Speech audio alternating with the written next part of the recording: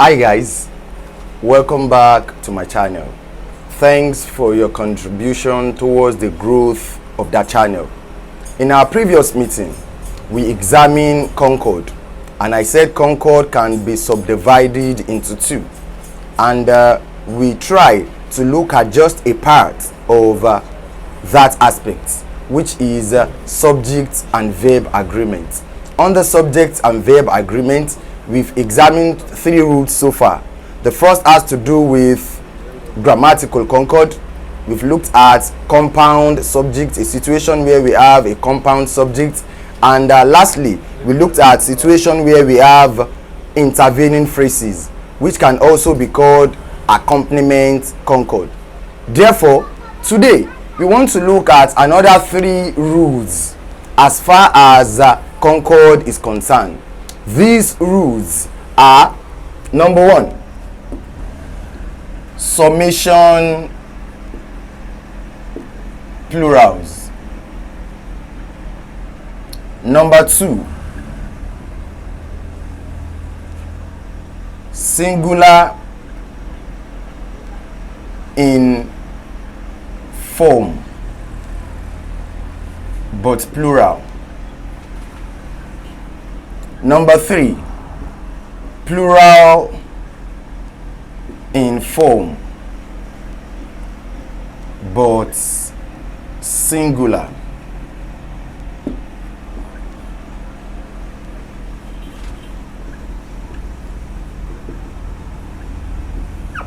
We want to look at what are the rules that govern summation plurals. The first question you should ask me is what can we refer to as summation plural? Summation plurals are name of things with two edges. Name of things with two edges. Summation plural always carries the plural marker s. For example, knickers, knickers; scissors; binoculars, binoculars; billiards, which is the name of a game, billiards. We can also have trousers. We can have pliers. These are examples of summation plurals. They take what? They are always, they have two edges. A knickers will definitely have two edges, a whole ear, another whole ear. The same thing applies to pants. The same thing applies to scissors. The same thing applies to premises. The same thing applies to surroundings. All of these items on the whiteboard are examples of summation plurals. But many a person do think because this particular item here is an instrument, therefore it should always function as a single unit. No.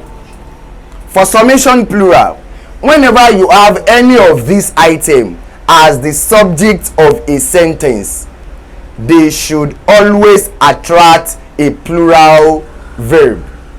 The rules governing summation plural states: in a situation where a summation or any summation plural whatsoever serves as the subject of the sentence or serves as the subject of any sentences whatsoever, the verb should always be plural. For example, when we have a sentence like one, are trousers are weights. Are trousers are weights. This shows that this is a summation plural. Therefore, the verb that must always flow with any summation plural whatsoever should be what? A plural verb. My new binoculars were imported from Japan. My new binoculars. Binocular here is a summation plural, an example of a summation plural. Therefore, we have verb were here to show that this particular subject here is plural. Therefore, the verb should also be in its plural state. Another question I think you should ask me is, what are the situations that may warrant us to use a summation plural? What are the situations that may warrant us to use a singular subject with any summation plural whatsoever? If you have a summation plural, if it is to be followed by a singular verb, therefore you must introduce a pair of.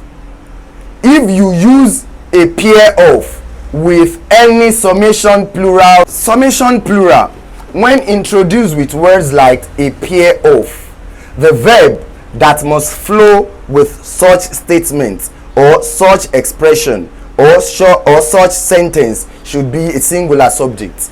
In a situation where you have a pair of trousers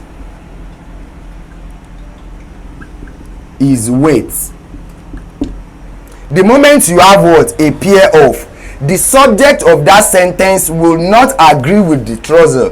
The subject of that sentence will agree with a pair of. Therefore, a pair of pair here serves as the subject of the sentence, not trousers. The introduction of a pair of qualified pair here as the subject of the sentence, not trousers. As such, a pair of will serve as the subject of the sentence, while is will agree with that particular subject. Rule number 2, which is a singular subject in form but plural.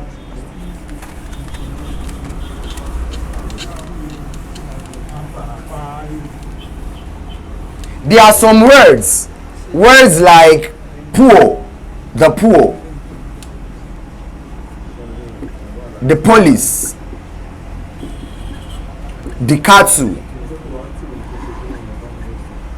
All of these items here are singular. You may look at it as singular because it does not contain a plural marker to make these nouns plural. But in structure, poor is a plural subject, police is a plural subject, cattle is a plural subject. They may look like singular subjects. No, they are plural.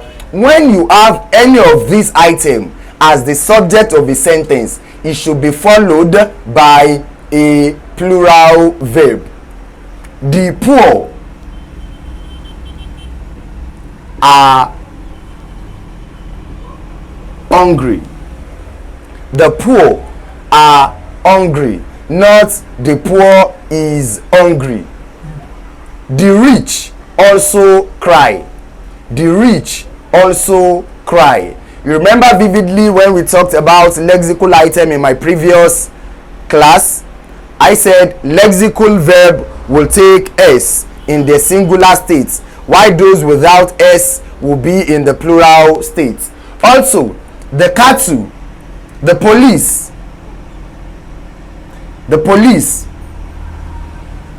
are hardworking. But when you have the police officer, the moment you have the police officer, this particular subject becomes a singular subject. Therefore, the verb that must flow with this particular expression should be singular. Either the police is or the police was when you have the police officer. But the moment the police serves as the subject of the sentence, this particular item These particular items on the whiteboard cannot attract a singular verb. They must flow with plural verb. The cattle belong to Mr. Sadiq. The cattle here is a plural subject, not singular. Because we don't have plural marker s here, does not mean these items on the whiteboard are not plural. Singular in form but plural in structure. That is rule number 2. Finally, rule number 3. Rule number 3. Rule number 3. Plural in form but singular in nature. If you come across words like this, mathematics, you realize we have an S here. Linguistics, we have an S here. Measles,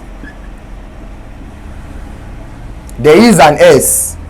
News, there is an S. For the fact that these particular nouns, these particular words ends with a plural marker does not mean they are plural. Each of these items on the whiteboard are singular subjects. Therefore, they should always attract a singular verb. Mathematics, linguistics, measles, news are singular subjects. Therefore, they should always flow with singular verb. Mathematics is a difficult subject. Not mathematics are a difficult subject because we have an S here. Linguistic is my favorite course. Measles is a dangerous disease. The news, 1, 2, 3, 4. The news was broadcast this morning.